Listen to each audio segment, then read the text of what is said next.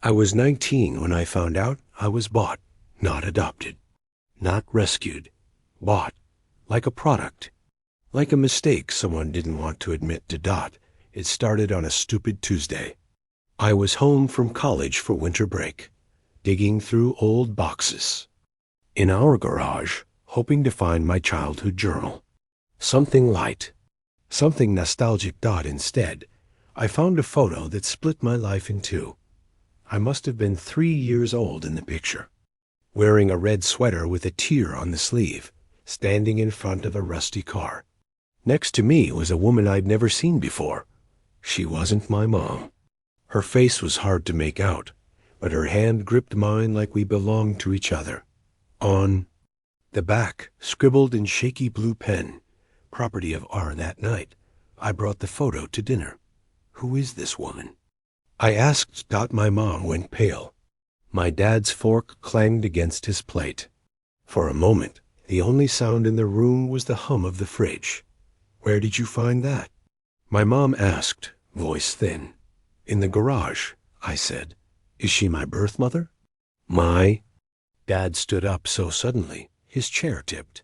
Drop it, he said. It's nothing, a joke. But I'd never seen his hands shake like that. Dot. When I woke up the next morning, the photo was gone. The box it came from? Gone too. The entire garage had been rearranged. That's when the questions started. The kind that don't let you sleep. Dot. So I searched old records, school files, medical forms. Most of them were eerily clean, like someone had gone through them with bleach. Except one. Tucked in an old binder was a wrinkled paper from a pediatric clinic I don't remember ever visiting. At the bottom, in a section labeled Notes, it said, Subject 1098B, Transaction complete. Not admitted, not adopted. Transaction. The doctor's name was listed as Dr. M.R. Leon. I searched everywhere. No website, no LinkedIn, no medical license, nothing. Like he never existed. I called the clinic. Disconnected number. I asked my parents again. This time, my mom cried, but she didn't deny it. And when I pressed harder, my dad said just one thing. Some truths are better left buried. But I'm not the burying kind, Dot, so I started digging. Asterisk, I didn't know where to begin. Dr. M.R. Leon. Wasn't in any official registry. Not in Texas. Not in any other state. I tried physician directories, old hospital staff lists, even Reddit conspiracy threads. Nothing. Then I got lucky. An anonymous user on a forgotten forum for adoption anomalies replied to my post. Leon's not a doctor. He's a broker. Just that. No punctuation. No explanation. I replied immediately. No response. The account was deleted 20 minutes later. My hands were shaking. What the hell is a broker? I thought about the word for days. A broker sells things. Trades things? People? That's when the idea hit me. If he wasn't listed in medical records, maybe he was listed somewhere darker. So I dove into the places online you're not supposed to look. Old court filings, newspaper archives, blacklisted social workers, missing children databases. I didn't even know what I was hunting for until I found it. 1999. Illegal private adoption ring busted in South Texas. I was born in 2000. The article listed 3 names. One of them was Martin R. Leon, described as a middleman between unlicensed maternity homes and wealthy, undocumented clients. No convictions. Charges dropped, but there was a photo. The man was older, with deep lines under his eyes and an uneven smile. But I recognized him. He was in the background of that torn photo, blurred, out of focus. But there, suddenly, everything was burning. I asked my parents again. This time, I didn't ask. I confronted. I showed them the article, the photo, the forum. Reply. My mom begged me to stop. My dad told me I was bringing danger into our lives. That night, My car tires were slashed. No note. No camera footage. Just 4 clean slices. The next morning, my dad installed a new lock on the front door and told me not to leave the house alone. I was too far into care. If someone was trying to scare me, they'd have to do better than that. So I went deeper. I tracked down a woman mentioned in the article, a former midwife turned whistleblower. It took days to find her current name and address. She lived 2 states away, in a rural trailer park under a different surname. I sent her an email. No reply. Then a week later, I got a voicemail. No greeting. No name. Just 8 whispered words before the line went dead. He still finds them, even after 20 years. I didn't sleep that night. Not because I was scared, because I knew something else now. Pi wasn't the only one. Asterisk, asterisk, the voicemail haunted me. He still finds them, even after 20 years. I played it at least 50 times, trying to hear anything else in the background. A breath, a creak, a second voice. Nothing, just silence and those 8 words. I called the number back, disconnected, but the voice had said them, plural. So I wasn't alone. I started looking for people like me. Not adoptees, not foster kids, but people with strange holes in their past. Kids who came from nowhere and somehow ended up in perfect families with no paperwork. I created a private blog, wrote my full story. No names, just facts. I titled the post, "I Think I Was Bought." I didn't expect anyone to respond, but a week later, a girl named Elena messaged me. Her email was short, terrified, and direct, greater than I was. Adopted in 2001. No court records. No agency name. Just a man with a briefcase and a Polaroid. My parents told me to never ask questions. Can we talk? We did. Elena was 23, lived in New Mexico. Her story wasn't just similar. It was identical. Same missing files. Same Dr. Leon. Same photo of her as a toddler with a stranger in the background. She sent it to me.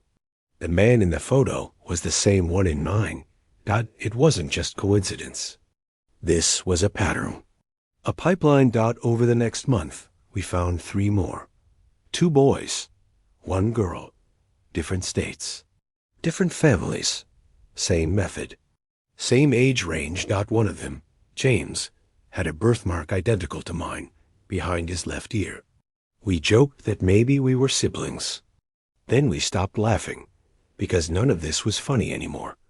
Asterisk, we created a private group chat, trading files, scraps of memory, half-erased adoption certificates.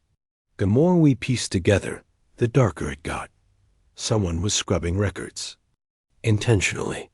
And recently. One night, Elena called me in a panic. She'd come home to find her laptop missing, and nothing else touched. No robbery. No mess, just the laptop. The one with our messages and files. The next day, she left town. Meanwhile, I kept digging. I remembered something strange from my childhood. A recurring dream. A blue hallway. A flickering light. A door with peeling. White paint and a number on it. 1098B.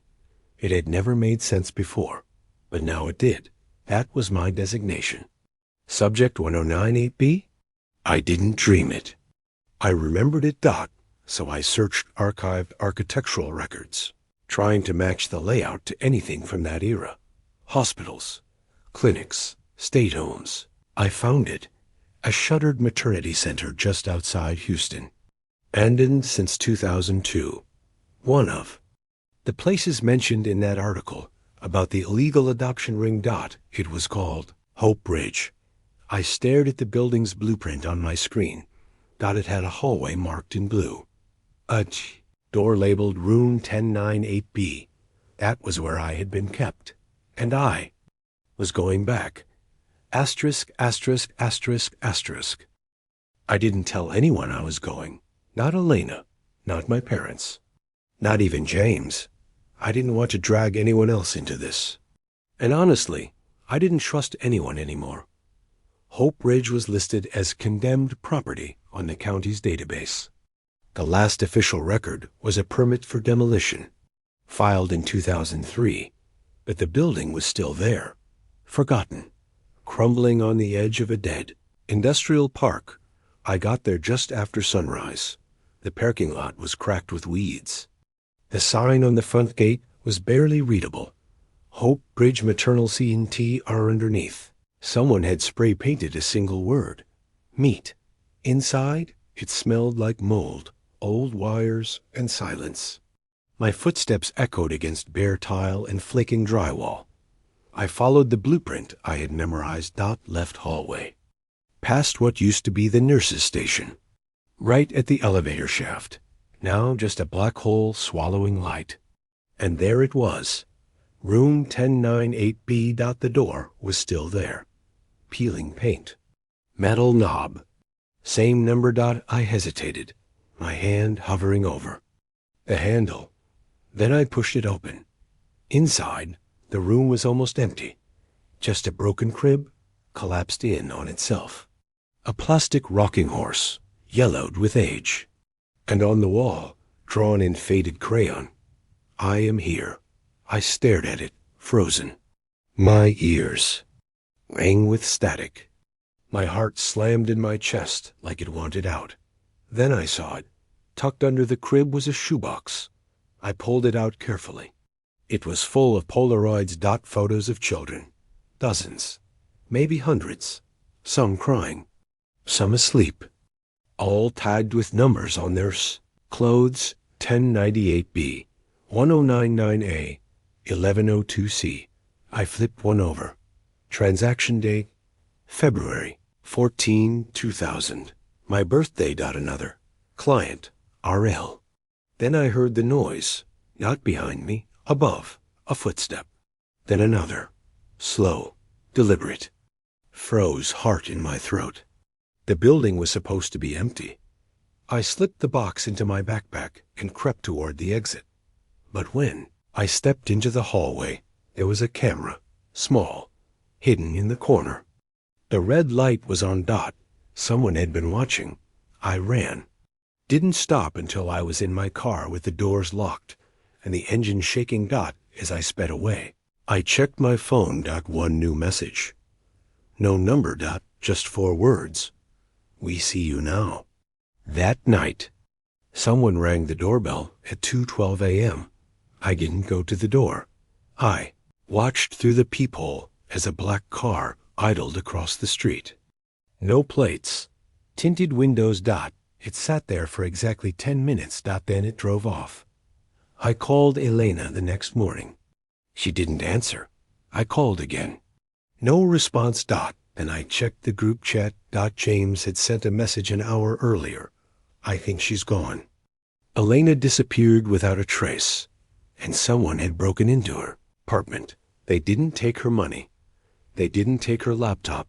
They took every photo from her wall, every document, every trace of her investigation. She was gone. But I wasn't stopping. Because in that box I stole from room 1098B, there was one photo unlike the others. A child, no older than 2, holding a stuffed rabbit, and standing behind her, my father. Asterisk, I stared at the photo until my hands went numb. It wasn't just my dad standing behind the girl. It was him, younger, thinner, but unmistakable. The way he stood, the shape of his mouth, the same tired eyes I grew up looking into. He wasn't a bystander. He was there. Part of it confronted him that night. I didn't scream. I didn't even cry. I just laid the photo on the table and waited. He sat down slowly, like gravity was pulling him harder than usual. His face changed. Not surprise, not denial, just exhaustion. I didn't choose this, he said quietly. Didn't respond. He continued, we couldn't have children. Your mother was breaking apart. We met a man who promised us a child. No agencies, no questions, just a new start. You paid for me? I asked. He didn't answer, Dot, so I asked again. Louder. Yes, he whispered. We did. Silence filled the room like smoke. But you didn't just buy me, I said.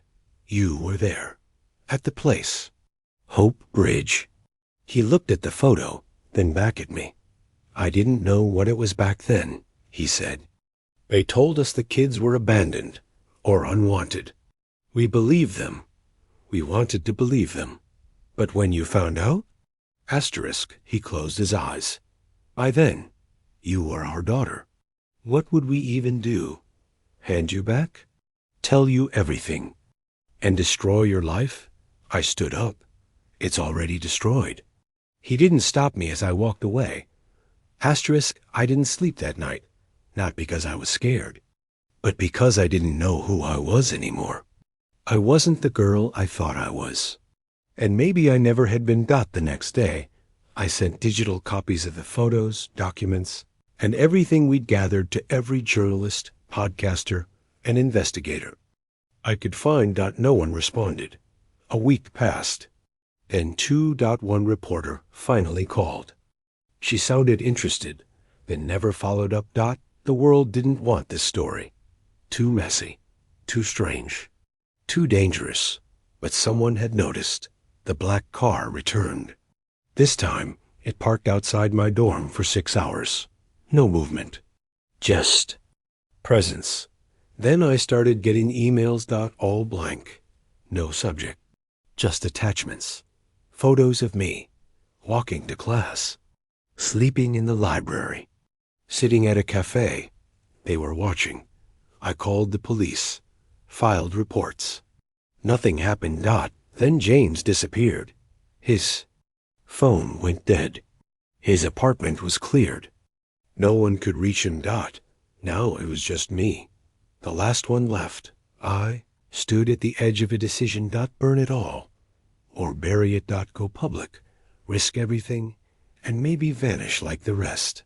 Or pretend none of it ever happened. Live the life they gave. Me, built on a lie. Then I got one last message. A physical letter. No return address. Just a photo inside. Of a girl. About 5 years old. Smiling.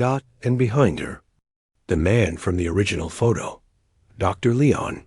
He was still out there. Still finding them. Still selling them.